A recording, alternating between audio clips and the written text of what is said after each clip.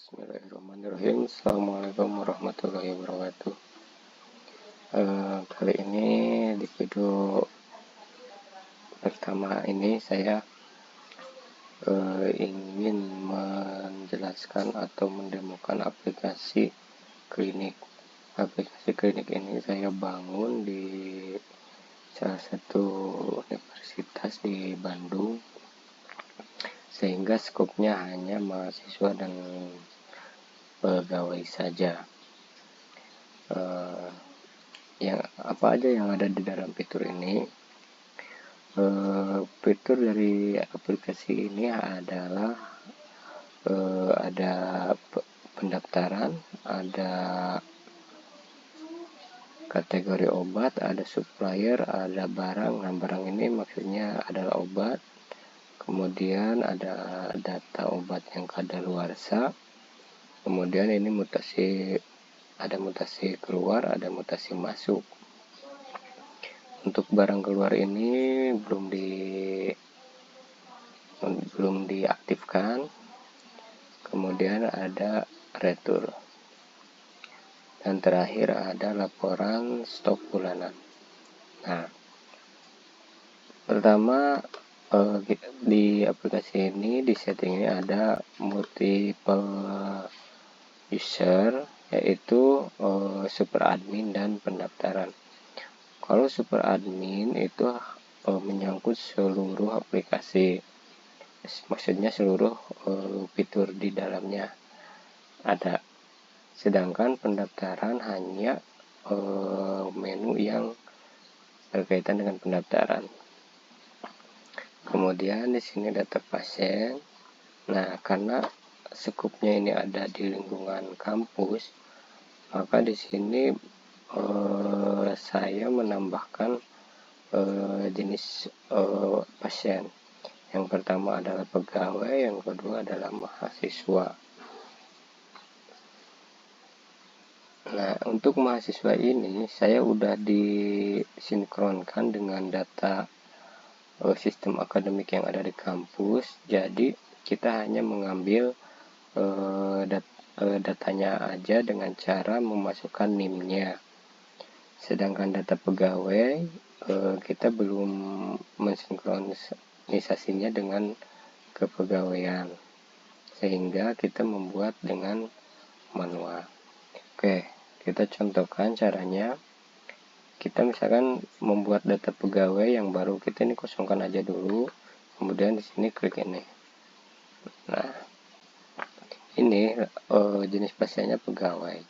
Status pegawainya adalah di sini ada 3 kategori, dosen, tendik, dan tenaga outsourcing. Ini bisa dirubah sesuai dengan kebutuhan. Kemudian ini nomor daftar. Nomor daftar ini otomatis mengambil data yang terbesar dari pasien yang sudah ada. Kemudian tanggal daftarnya di generate di hari ini. Kemudian ini NIM atau NIP-nya. Kemudian ini nama, ini tanggal lahir boleh. Oke, kita coba dengan NIP saya misalkan, atau acak aja misalkan 123456789. Kemudian namanya Rian. Kemudian tanggal lahirnya bebas saja dulu. Ini unit kerjanya kita misalkan di bagian akademik. Kemudian disimpan. Nah, data berhasil disimpan, maka ada di sini. Ini data sudah tersimpan. Oke, setelah itu lanjut di menu pendaftaran.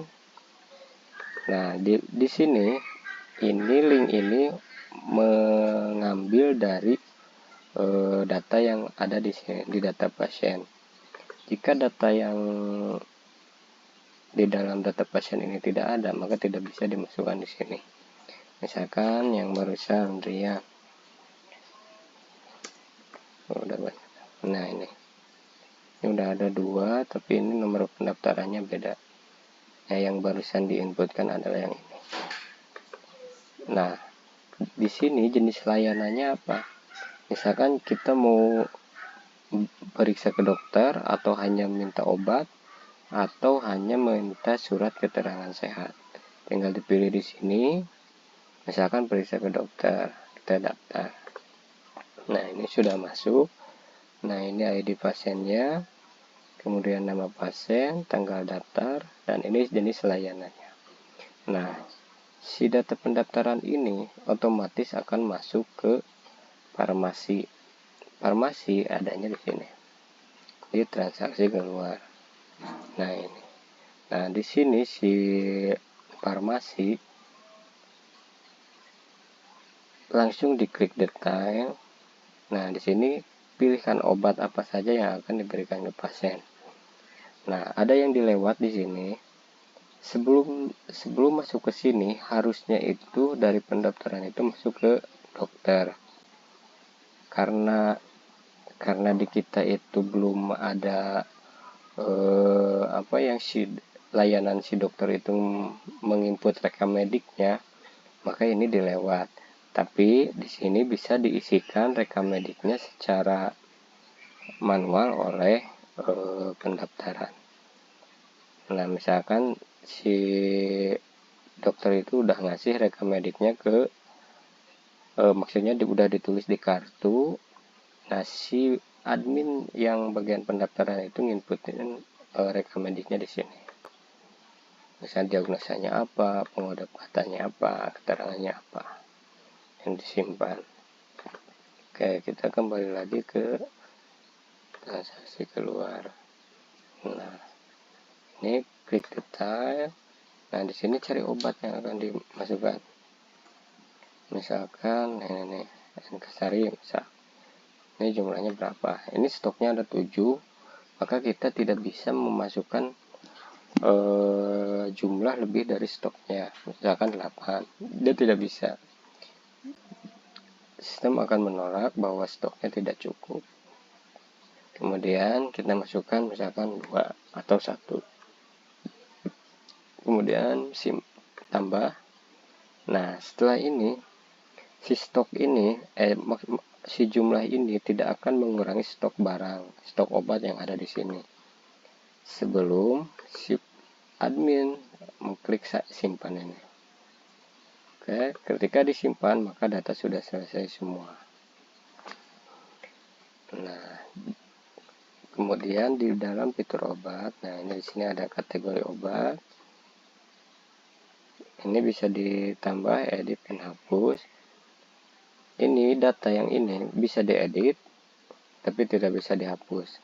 Kenapa tidak bisa dihapus? Karena si data ini sudah digunakan atau sudah ada di transaksi keluar. Tapi kalau misalkan si data ini belum ada di transaksi keluar, maka si data ini bisa dihapus. Oke, kita coba dulu. Nah, ini gagal, kategori obat sudah digunakan. Oke. Kemudian si supplier. Nah, ini ada data supplier. Kita masukkan data suppliernya siapa, nama suppliernya siapa, alamatnya di mana, teleponnya berapa. Kita klik simpan. Sama dengan edit. Bisa dihapus juga kalau datanya tidak ada di barang masuk, mutasi masuk. Kalau ada di dalam mutasi masuk, maka si supplier ini tidak bisa dihapus. Nah, kemudian ke sini ke data obat. Nah, data obat ini bisa diedit. Nah, misalkan ini kategori obatnya apa, nama obatnya apa. Ini si kode obat ini saya otomatis berdasarkan kode yang permintaan dari farmasi. Yang ini angka 12 ini adalah jumlah obat